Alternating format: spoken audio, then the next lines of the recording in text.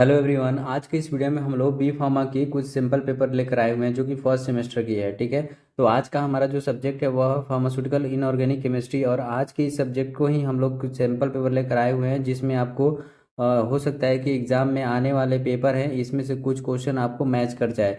तो आपको क्या करना है कि इसका तैयारी डेफिनेटली करना है। इसमें कुछ क्वेश्चन है वो प्रीवियस ईयर में भी रिपीट हुए हैं, तो एक क्वेश्चन इम्पोर्टेंट है, तो आपको यहाँ पे डेफिनेटली इसे करके ही जाना है। ठीक है, यहाँ पे जो पैटर्न है वो आपके एग्ज़ाम पैटर्न से है कि अगर आप चाहें तो इसका एज घर पे आप टेस्ट कर सकते हैं, अपने रूम पे टेस्ट कर सकते हैं। ठीक है, तो इन क्वेश्चन को आप अपने कॉपी में लिख कर आप आंसर लिखने की खुद से ट्राई करें और यहाँ से मैच करें। ठीक है, तो इससे क्या हुआ कि आपका जो एग्ज़ाम का प्रिपरेशन है वो अच्छे तरह से तैयार होगा। ठीक है, तो सेक्शन ए में जो पहला क्वेश्चन पूछा गया है इसमें, और जो सैम्पल पेपर है इसमें पूछा गया है वह है डिफाइन फार्मास्यूटिकल इनऑर्गेनिक केमिस्ट्री। ठीक है, ये क्वेश्चन कभी पूछा नहीं जाता है लेकिन ये क्वेश्चन पूछ लिया जा सकता है क्योंकि आप फार्मास्यूटिकल इनऑर्गेनिक केमिस्ट्री पढ़ रहे हैं तो होता क्या है। ठीक है, और ये क्वेश्चन अगर पूछ लिया जाए, कोई आपसे पूछ ले, डेफिनेटली कोई ना कोई तब तक पूछा होगा, नहीं पूछा होगा तो पूछ भी सकता है क्योंकि आप वही सब्जेक्ट पढ़ रहे हैं और सब्जेक्ट के बारे में ज्ञान होना जरूरी होता है। ठीक है, यहाँ पे नेक्स्ट क्वेश्चन है डिफाइन फार्माकोपिया। ठीक है, तो यहाँ पे आपको फार्माकोपिया के बारे में बताना है।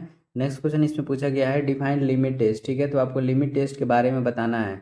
नेक्स्ट क्वेश्चन है यहाँ पे what are the formula to calculate the pH of buffer solution. ठीक है, तो यहाँ पे आपको फॉर्मूला बताना है पीएच कैलकुलेट करने के लिए। ठीक है, तो यहाँ पे आपको फॉर्मूला बताया गया है पीएच कैलकुलेट करने के लिए। नेक्स्ट क्वेश्चन यहाँ पे है डिफाइन बफर कैपेसिटी। ठीक है, तो यहाँ पे आपको बफर कैपेसिटी के बारे में बताना है जो कि यहाँ पे आपको फॉर्मूला दे दिया गया है। ठीक है, नेक्स्ट क्वेश्चन यहाँ पे है डिफाइन इमेटिक्स विथ एग्जाम्पल। ठीक है, तो यहाँ पे आपको इमेटिक्स और एग्जाम्पल के साथ यहाँ पे बताना है, तो आपको इमेटिक्स यहाँ पे मिल जाएगा। ठीक है, इमेटिक होता क्या है। ठीक है, और यहाँ पे आपको एग्जाम्पल देखने को मिल जाएगा। नेक्स्ट क्वेश्चन है डिफाइन पॉइजन विथ एग्जाम्पल। ठीक है, तो आपको यहाँ पे पॉइजन के बारे में बताना है और आपको यहाँ पे कुछ एग्जाम्पल भी देना है पॉइजन का। ठीक है, नेक्स्ट क्वेश्चन है right the formula and use of blue vitriol. ठीक है, तो आपको यहाँ पे ब्लू विट्रल का फॉर्मूला लिखना है, उसके बाद से आपको यहाँ पे यूज भी बताना है कि क्या यूज है। ठीक है, तो यहाँ पे कुछ यूज बताया गया है। ठीक है, तो उसे आपको लिखना है।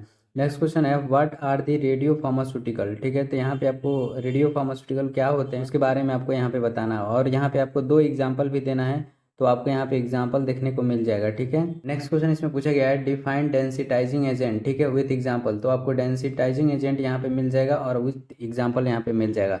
तो जो कुछ जिस तरह से पैटर्न आपको पेपर में मिलते हैं उसी तरह का पैटर्न आपको यहाँ पे भी देखने को मिल रहा होगा। ठीक है, तो सेक्शन ए हम लोग का कंप्लीट होता है। अब चलिए हम लोग चलते हैं सेक्शन बी की तरफ, और सेक्शन बी में जो पहला क्वेश्चन वह है write in detail the principle reaction and requirement and process for limit test of chloride. ठीक है, तो सिंपल है कि लिमिट टेस्ट ऑफ क्लोराइड का, ठीक है, आपको सब कुछ लिखना है। ठीक है, जो कि आपको क्लास में पढ़ाया गया होगा, प्रिंसिपल रिएक्शन रिक्वायरमेंट। ठीक है, तो सब कुछ लिखना है, टेस्ट और स्टैंडर्ड जैसे वहाँ पे बताया जाता है। ठीक है, कंपेयर करने के लिए, तो आपको भी ऐसे करके बताना है। ठीक है, नेक्स्ट क्वेश्चन इसमें पूछा गया है write in detail about acidifying agent with suitable example. ठीक है, तो यहाँ पे आपको एसिडिफाइंग एजेंट के बारे में बताना है। ठीक है, और विथ एग्जाम्पल, एग्जाम्पल के साथ, तो यहाँ पे आपको एसिडिफाइंग एजेंट के बारे में बताया गया है। ठीक है, उसके बाद से आपको यहाँ पे टाइप देखने को मिल जाएगा। ठीक है, यहाँ पे आपको कुछ एग्जाम्पल के साथ यहाँ पे उसका एक्सप्लेनेशन यहाँ पे आपको देखने को मिल जाएगा। ठीक है, नेक्स्ट क्वेश्चन इसमें पूछा गया है explain major intra and extra cellular electrolyte. तो यहाँ पे आपको मेजर इंट्रा और एक्स्ट्रा सेलुलर इलेक्ट्रोलाइट के बारे में आपको बताना है। ठीक है,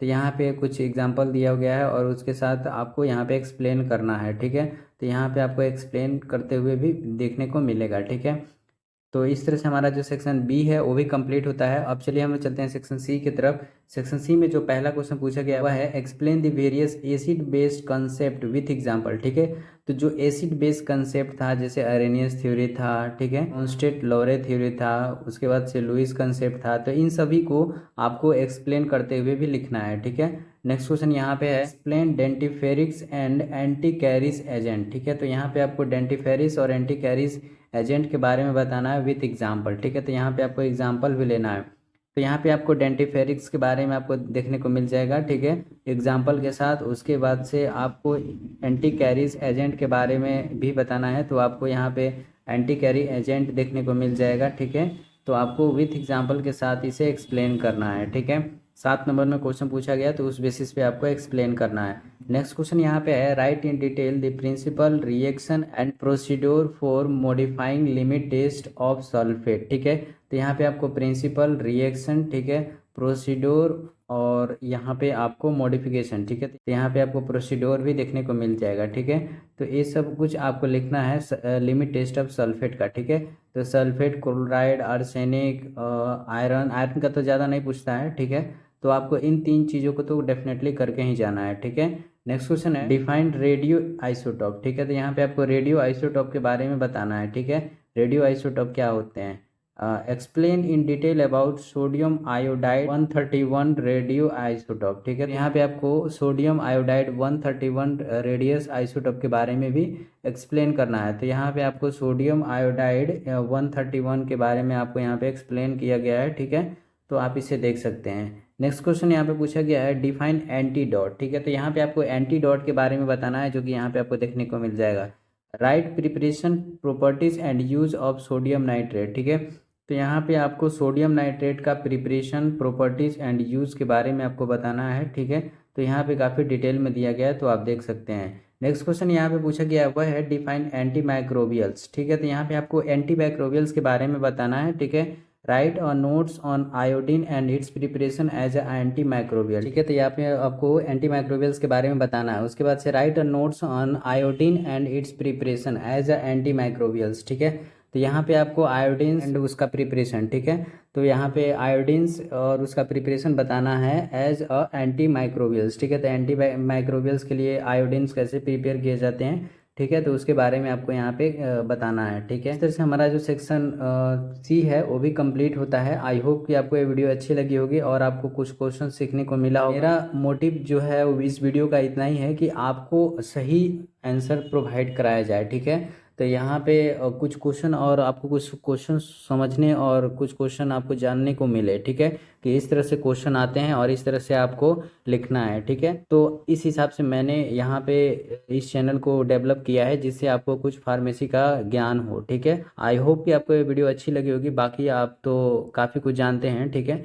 मैं कुछ बताना नहीं चाहूँगा क्योंकि काफ़ी लोगों ने काफ़ी डिटेल में बताया हुआ है, तो मैं ज़्यादा डीप में नहीं जाना चाहूँगा, ठीक है। वीडियो का लास्ट है, ठीक है। तो यहाँ पे बस यहीं पे इस वीडियो को ख़त्म करते हैं, ठीक है। मिलते हैं नेक्स्ट वीडियो में, तब तक के लिए बाय, टेक केयर, जय हिंद।